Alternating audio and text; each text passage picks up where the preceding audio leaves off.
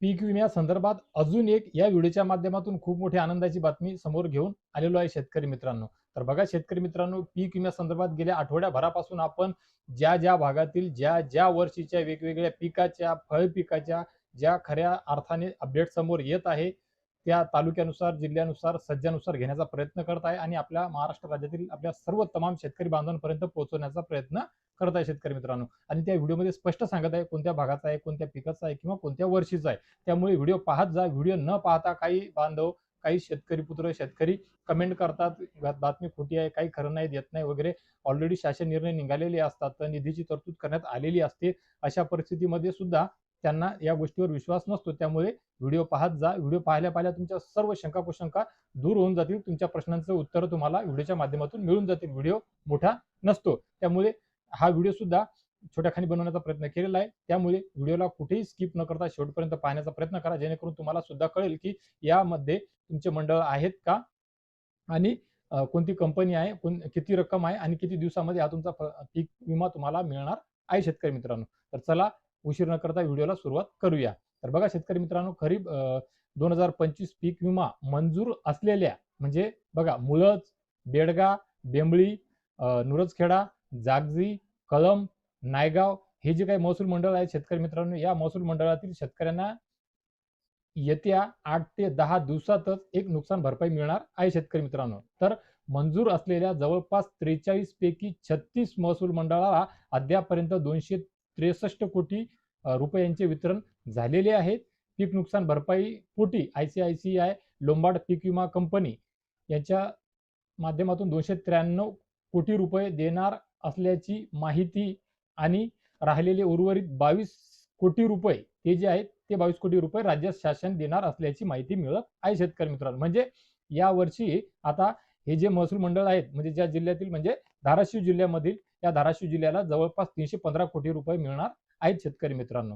जरी जे काही क्रायटेरिया आहे त्या क्रायटेरियानुसार समजा जरी 80-110 हा जो फॉर्म्युला आहे हा फॉर्म्युला असला तरी सुद्धा बर्निंग कॉस्ट आणि बिलो टेंडरच्या शर्ती अटीमुळे कंपनीला 293 कोटी रुपये द्यावे लागणार असल्याची माहिती समोर येत आहे शेतकरी मित्रांनो. तसेच त्यांना जमा हप्ता जो आहे तो 130 कोटी रुपये असल्याची सुद्धा माहिती कळण्यात येत आहे, समोर येत आहे. तर आता वाटप करावयाच्या 7 महसूल मंडळांना त्यांच्या नजीकच्या महसूल मंडळातील पीक नुकसान भरपाईची सरासरी लावल्यामुळे विलंब होत आहे. हे विलंब होत असल्याचं कारण आहे शेतकरी मित्रांनो. यावर्षी पीक विमा कंपनीने जवळपास 49,000 शेतकऱ्यांचे अर्ज बाद केलेले असल्यामुळे त्याकरिता जिल्हाधिकारी यांच्याकडे तक्रार सुद्धा नोंदवल्याची माहिती मिळत आहे. आणि एवढंच काय तर याकरिता येत्या या शुक्रवारला एक बैठक सुद्धा होणार आहे शेतकरी मित्रांनो. या व्यतिरिक्त जे मंजूर असलेले मात्र वाटप न झालेले 7 महसूल मंडळ आहेत. या 7 महसूल मंडळाच्या शेतकऱ्यांनी चिंता करायची काही आवश्यकता नाहीये. येत्या 8 ते 10 दिवसामध्येच या 7ही महसूल मंडळाला त्यांच्या हक्काचा पीक विमा त्यांच्या आधार संलग्न खात्यावर जमा होण्याकरिता सुरुवात झालेली असणार आहे. कुठलीही अडचण आता इथून पुढे या 7 महसूल मंडळाकरिता राहिलेली नाहीये. या महसूल मंडळामध्ये तुम्ही आहात का? तुमचं कोणतं महसूल मंडळ आहे?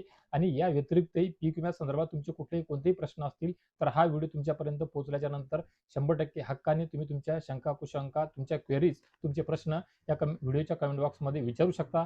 मी सातत्याने तुमच्या सर्व प्रश्नांची उत्तरे जवळपास देत आलेलो आहे, देत आहे आणि इथून पुढे सुद्धा देत राहील. होऊ शकते 2-4 दिवस अगोदरचा व्हिडिओ असला आणि त्या व्हिडिओची कमेंट आली तर एखाद्या वेळेस मागे पुढे होऊ शकते, देणं शक्य होऊ शकत नाही. अशा परिस्थितीमध्ये माझे व्हिडिओ मी बनवून परत तुम्हाला नवीन अपडेट देण्याचा प्रयत्न ऑलरेडी करत आहे शेतकरी मित्रांनो. त्यामुळे माझा हाच नाही, गेल्या आठवड्याभरातलेच नाही, 12 महिन्यातला कोणताही कुठलाही व्हिडिओ कोणत्याही स्कीमचा योजनेचा उचलून पहा.